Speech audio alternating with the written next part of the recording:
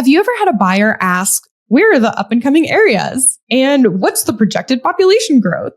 Or maybe a seller who's asked, when's the best time to sell based on what's happening in the economy? And real talk, have those questions ever made you freeze up in terror because you actually have no idea anything about the economy or the market as a whole and you don't even know where to look? Well, fear not. Our guest today is here to save us all. Her name is Ariel Herrera. She's out of Tampa, Florida, and our girl is a freaking data scientist when it comes to real estate and specializes in truly understanding the market, not just talking out her ass. Expect to learn what data to actually care about, how to find it, and most importantly, how to interpret it so that you understand the so what and the who cares part of the equation. You're listening to the Real Estate Rockstars podcast, the show for agents who've been around the block and are finally ready to build a sustainable, scalable business, one you don't secretly hate or want to escape from. My name is Shelby Johnson. I'm an Army veteran turned real estate entrepreneur, and I've closed hundreds of transactions as a solo agent, team leader, and real estate investor before hitting complete and utter burnout. And now, years later, I'm making a comeback. I'm building my agent business from the ground up in a brand new city, Lexington, Kentucky. More on that coming soon. But for today, get ready to learn how to actually understand your market. Rockstars, welcome Ariel Herrera.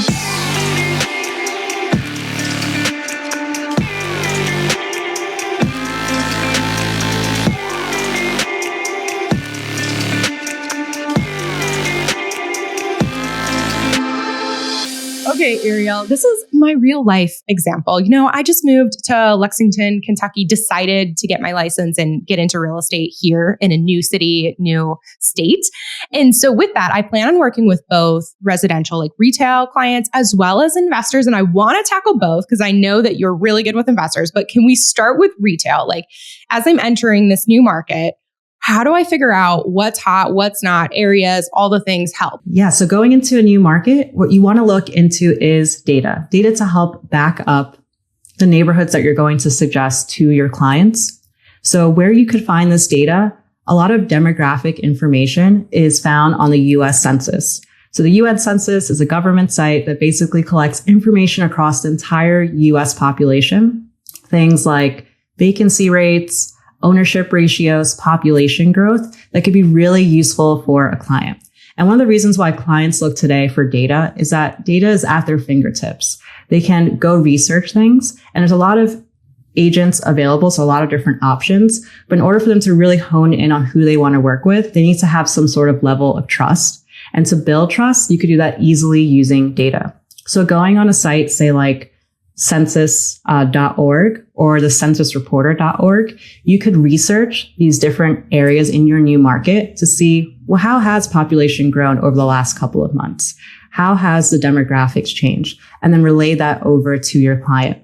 So what I recommend for agents to do is to have a one-pager, like a flyer, that has recommendations of places to either live in or invest in, based upon different criteria of what someone's looking for. So of course, you never want to steer someone towards a certain direction. But if you could use data to say, hey, if you're looking for an up and coming area that has recent population growth, these are the employers that live here. That sounds a lot better than just kind of winging it and not giving like data behind it. So to summarize there, I think having a one-pager document that can have a couple of different neighborhoods, using stats that you find on the US Census Reporter, and also leveraging ChatGPT or Google Gemini is really useful. Shelby, have you checked out any of those tools before, like Gemini? I've done ChatGPT for sure, but not Gemini. I just wrote that down. Can you tell us a little more about it? Yeah, so it's basically Google's equivalent. And what's awesome is that because Google has so much information in terms of places, maps, all these other like softwares and products that they provide, I find that they do really good summaries on particular cities and neighborhoods. So if you were to search, say, Charlotte, North Carolina, please list me the top employers, top amenities, how population growth has changed over the last couple years. You can get a summary within seconds, and you can even ask for a further breakdown by neighborhood. So now instead of you doing all that research by going to the census site, collecting data, you can instead get this right away using ChatGPT or an equivalent like Gemini. Ooh, is it free? It is free. Yep. Oh, Oh my gosh. Okay. I'm going to go check that out after this. So I have a question. So I love this. I love data. Very exciting and really good point. Like, do not steer, fair housing, all the things like agents be smart. But I'm curious about like a little bit deeper into how these stats could why do people care? And so like basically, here are all the stats, but hypothetically you mentioned top employers. So, and then top amenities and population growth and change. Could you translate just a little bit about like, when you're sharing top employers, like what's the so what? The so what is how people are moving to the area based off of it. So for example, if there's a new Amazon warehouse that just opens, or there's a new office for, say, like a JP Morgan, that's going to bring in people to work for those companies and usually stay localized. So because of this, there's more influx of people. What usually happens? Usually new businesses, new amenities. And whether I'm living or investing in a particular area, I like to see a lot of things available. So when you're looking at employers, though, there is one small caveat you have to be aware of. Is the RTO policies, return to office. So I see a lot of investors post 2020 fall a little bit into the trap of saying, oh, look, there's a new Microsoft building coming out in this city. That means it's going to drive a lot of people like software engineers to live in this area, thus increasing median household income and maybe being a better rental area. But the issue is if a lot of people are actually only going to the office, say once a month, twice a month, or just being fully remote, you're not actually going to get those people in that area. So that's why actually having like the data to back it up of like population growth, for example, is really useful. Okay, gotcha. So for top employers, like if you are doing this research and you find that, maybe Amazon is coming and it's not a remote position, then in theory, you can have an idea of certain areas that will become more competitive and into the future, which is a talking point that you could use with sellers if they were trying to time when they wanted to sell, or even target that Amazon tried to get in touch with that business and become a preferred agent for that company as they're recommending services to people who are moving to that area. You could potentially be like a preferred agent for all those people relocating, right? I love that. Yes, that's such a good idea. Actually, I didn't think of that before. Gold star for me. No, I'm just kidding. Okay. Okay, perfect. So top employers we understand how that would impact sellers potentially and buyers. So you mentioned amenities. What does that mean? Why do I care for the so what? Yeah, the so what. So say if a new Whole Foods is opening up, or if an area that has a waterfront is being revitalized, that's really interesting because let's start with the Whole Foods aspect. If you start to have these higher end areas or buildings and companies coming out, usually they've done tens of thousands of dollars worth of research to make sure that they're going to put their location in an area that's growing. So instead of you yourself spending 10K plus on this data, why don't you just piggyback and leverage what others are doing? So by finding where these high-end either shopping centers, grocery stores, or even gyms like an Equinox are coming can really help to see what areas are going to boom. As well for like that waterfront idea, I've seen a lot of waterfronts becoming revitalized. I believe one of them in Cleveland as well. And that allows people to have more activity, more things to do in the area. So it's a really good selling point from an agent perspective for a buyer that's looking to maybe have more activity and things to do in that location, or even from the investor perspective too. Yeah, totally. I've heard that, not with Whole Foods specifically, but I've definitely heard that with Chick-fil-A, where it's like, I even went to, this was back in Charlotte. I went to my property manager's like presentation. They think they do like once a year and there's free food. So, gotta go. And I went there and he was just talking about, all he did was put up a presentation of where all the Chick-fil-A's were coming. And he's like, here's where the good rental places are. Go forth, do great things. I was like, oh, okay, awesome. So love that. I also heard that about Starbucks. And I love that too, from a buyer's perspective. This is again, like, how do we translate this into talking to clients? Like, if a buyer is choosing between certain areas and one of their goals is to which everyone is, grow wealth over time, like what are the areas that are likely to appreciate? And especially, it's like, oh, Mr. Buyer, you're deciding between these areas. This one has all of this coming. And I know that you're planning on moving in 3 to 5 years. And so if that is the case, this is the best bang for your buck 5 years down the road. Yeah, exactly. So help them think not just right now, but into the future as well. But one thing I do want to mention when it comes to looking at all these different data points and metrics is, as important as it is to look at everything across, you also want to look at a summary. And as an example, say if you're looking to book a hotel in a city, you probably care about a lot of different things: cleanliness, amenities like a pool, how close it is to downtown. But are you using a separate browser tab to look at each and every one of these things? Probably not. You go on something like Expedia, you filter on price, and you select the overall best score across all these things that you care about. So how that translates to real estate is also looking at different scores or grades for neighborhoods. And this might benefit more the investor perspective. But for an investor world, we categorize this as A, B, C, and D. And each of these can be great strategies. It just depends on what you're going after. And the way these are graded, similar to elementary, A being maybe more desired, where it's luxury finishes, newer homes, maybe more upkept neighborhoods. And then D, those that have possibly a lot of opportunity, but usually homes that haven't been worked on for a period of time and need some sort of revitalization. So by also, if you're focusing on, say, investor clients, helping them find these different grades based on their investment strategy can also help cutting down all these data points into a single one. Yeah, I like that you just brought that up, like A, B, C, D class, because that's another thing too that I think when you're getting into real estate, you might hear people in the investor space or commercial or just seasoned people talk about, and you're like, oh, what is that? So that was a really great way of breaking it down and adding to vocabularies. So you mentioned how different class neighborhoods, there's benefits for each type. Will you kind of run through what you see as the benefits for each type? Anything you got? Sure. So A usually has higher appreciation over time. Also, typically these tenants will maintain property really well. However, your cash flow is likely limited. So high appreciation, but potential for really low cash flow.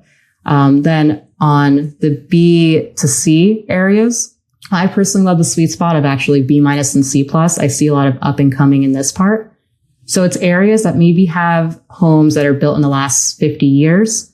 Some of them haven't been completely remodeled. However, there's a lot of pride in these areas. Usually you see pretty high ownership ratios. So that could really work out in the favor for an investor that's looking to be in a more affordable area, but has the potential to grow.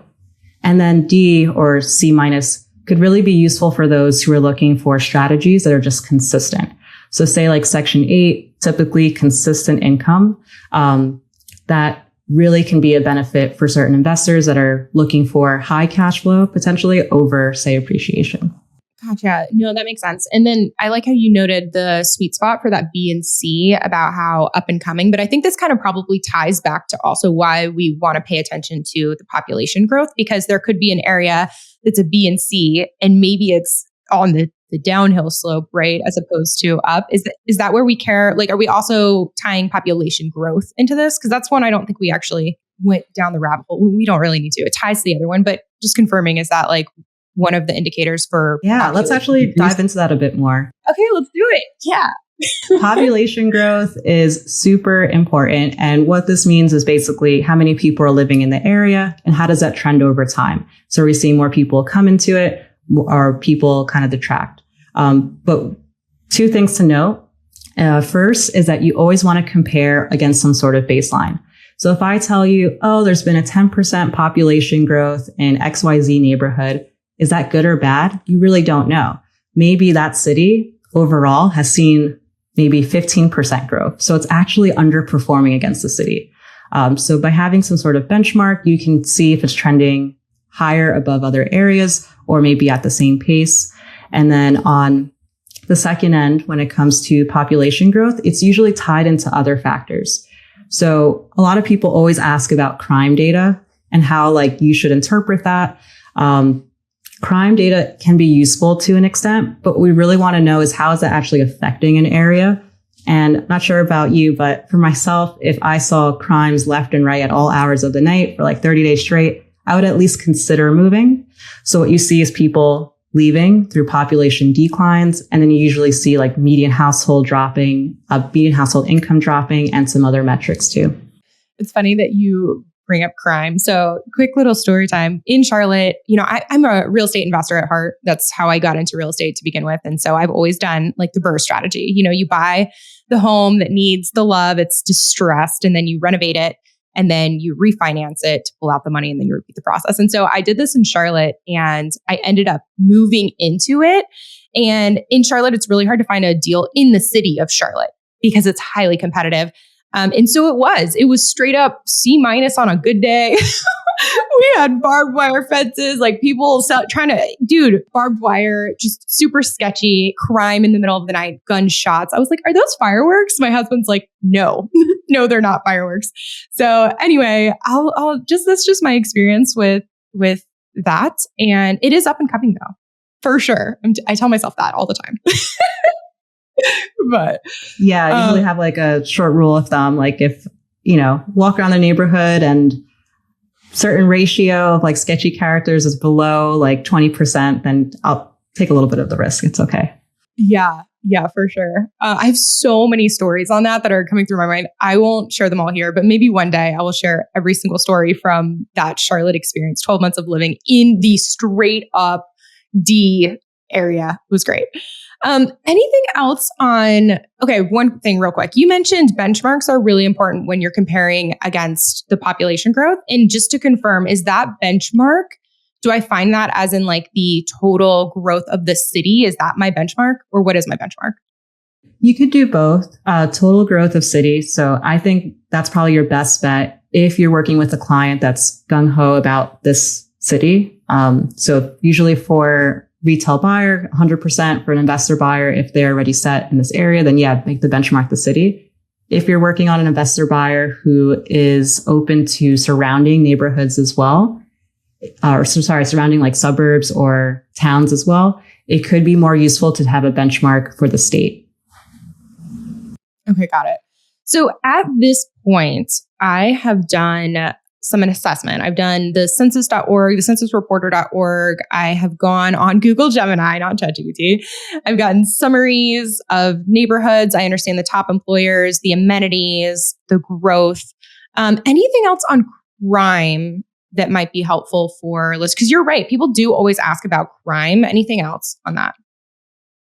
I personally believe that showing the stats behind how crime affects is better than actually just having some sort of crime grade. So a little bit of a fun fact. The FBI usually produces this data across the whole nation of what crime stats look like.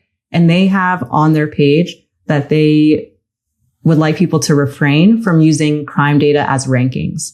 And instead if they're going to rank, use what actually is affected. So as an example, say if you were a student and you were studying for some sort of exam, usually the more hours you study, the better grade you get. But it's not always the case. If that was the case, I would have had straight A's. So just because a crime has happened on the corner of John Street and something else doesn't mean that now is like a bad area to live or invest in. Really what could help you with that is seeing the effects with those other metrics. Okay, gotcha. Is there anything we miss? So I know we just did a really thorough job for retail. We also tied a lot of investor stuff in there. With you being the expert in how to find up and coming areas with data, is there anything else? Like, what did we not hit on? Yeah, so we hit on a couple different factors, but really there are three main things to look at when it comes to finding up and coming areas. So we talked about economic data, so things like population growth. We talked a bit on amenities as well, and also getting a little bit deeper into market data. So what's really neat is that from the agent perspective, you have access to the MLS. So you're able to really capture some of the data of what's going on in real time. So that census data is typically outdated by about 2 years or so, which even though real estate isn't moving a mile a minute, a lot of things can happen in 2.5 years. So by using market data of what recently sold can help to uncover what are some of those up and coming areas that are having transformations in real time. So to do this, you could look at how last, say, 6 months of properties have sold. Do we start to see a larger increase month over month than other areas within the city? We can look at flipping activity. One way to see this is also like median construction year. So at least for my market, Tampa, there's an area that has a lot of bungalows, 1940s homes. Now, a lot of these homes, instead of being completely flipped and revitalized, have just been torn down and have these brand new, like almost $1 million townhomes. So by looking at median construction year and how that's changing over the last 6 months or the average age of a property, you can also see what's being flipped the most. But what's really great is that as an agent, you do have the boots on the ground knowledge. So you can almost work backwards at times, kind of know what are those areas that you're driving past that are having this growth, and then get the data behind it to then pass off to a client. So access the MLS, I'm with you. How to pull this data? I mean, maybe this is, I bet maybe there's just a report or maybe it's clicking around in the MLS, but do you have like any specific recommendations for pulling like a report that shows this data? That could also be a really dumb question. No, yeah. So even though I'm not sure exactly how to get it off of the MLS, you likely have to download everything that's sold and do a couple of pivot tables. What you could do also is use some free resources that kind of aggregate the data already for you. And this includes Zillow, Redfin, and Realtor. They each have their own data pages. And every month they publish information, sometimes all the way down to the zip code level of how the summary of median household price, how many properties sold, things like that within just like an Excel spreadsheet. So you can go to these sites, download it, and then add that into your market data for the overall location analysis. Perfect. Little shortcut for me because I was like in my head trying to figure out where to click already. Okay, gotcha. Cool. So market data would be that one that we missed. What else did we miss when it comes to this stuff? I think we've pretty much covered everything on the data aspect. And what's really important to note is that data shouldn't be just the only thing. So data should help 85% of the way to at least have backing and trust against what you're trying to validate or say is true. But what's amazing about the agent experience is that you have that boots on the ground knowledge. You know what's going on in the area. And for people that I speak to, like investors, I always say, let data get you 85% of the way there and then have boots on the ground the rest of the 15% to really validate, is this an area that you want to invest in? Gotcha. So basically, I need to drive around these neighborhoods at night and see if there's fireworks or gunshots. That could help. That could be an interesting data point to add to. Adding it to your checklist. No, don't do that. Okay, gotcha. No, that makes sense. So 85% of the way with data, the 15% is the boots on ground, however you want to do that. And dude, I feel like we nailed it. Yeah, I think we covered everything. And I could always touch on how like we automate some of this with Coffee Clozers too. Okay, so we nailed it. So what do you guys have that would be helpful for our listeners? Yeah. So with Coffee Clozers, we have neighborhood grade heat maps. And these are specific for investors as well as can be used for those just looking to purchase as buyers for their first property and maybe rent it out down the line or just somewhere to live in. So we incorporate those three things mentioned, which is economic data, market data, and then amenities to create these maps that are from A to D. And just as I mentioned previously, each of these grades, A, B, C, D, can still all be really great investments. It just depends on the strategy. So we combine about 30 different data sources and combine these to create these maps. We originally started this process early in 2024, and we synced with over 100 investors and agents to validate these maps. So it's a lot of fine tuning, a lot of going back and forth. But if you just want to shortcut the way, instead of building this on your own or creating this marketing material on your own, you could use our software to do so. Okay. And I know we're going to provide a link so that way they can go directly and actually tell us about that. What are you guys providing for our listeners? Little goodie. Yeah. So there's two things. On the one front, you can start off for free If you have any listings of your own, you can use Coffee Clozers to market them for free. It will, once you put in the property, it will then have return on investment for different strategies. So for buy and hold, fix and flip, et cetera, that you could share out with potential buyers of your property, which makes it a lot easier than getting into spreadsheets.